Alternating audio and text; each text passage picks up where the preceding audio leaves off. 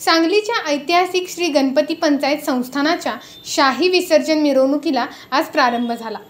प्रारंभी युवराज आदित्यराजे पटवर्धन यांच्या हस्ते संस्थान गणपतीची आरती करून विधिवत पूजा करण्यात आली।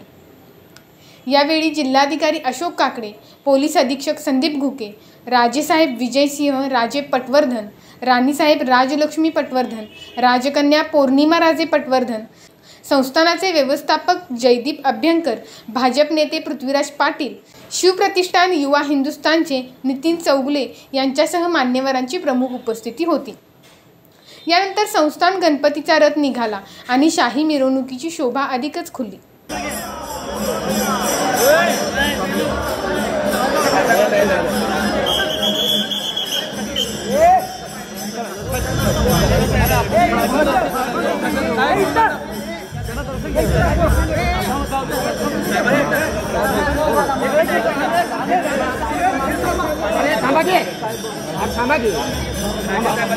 वारकरी समुदायासह ढोल ताशा, लेझिम व बँजो पथकांच्या तालावर वातावरण गणेशमय झाले।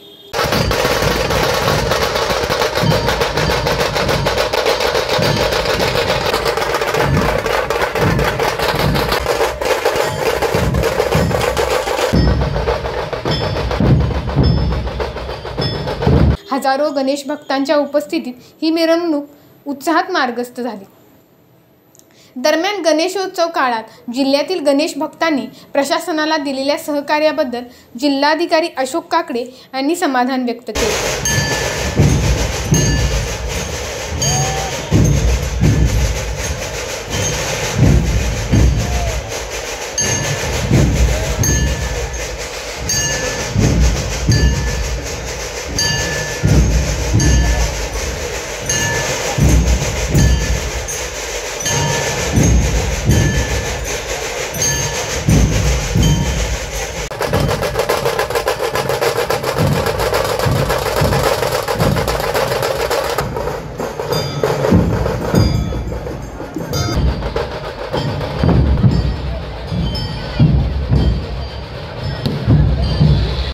अनंत चतुर्थीपर्यंतचा उत्सव शांततेत आणि उत्साहात पार पाडण्यासाठी सर्वांनी प्रशासनाला सहकार्य करावे असे आवाहनही त्यांनी यावेळी केले।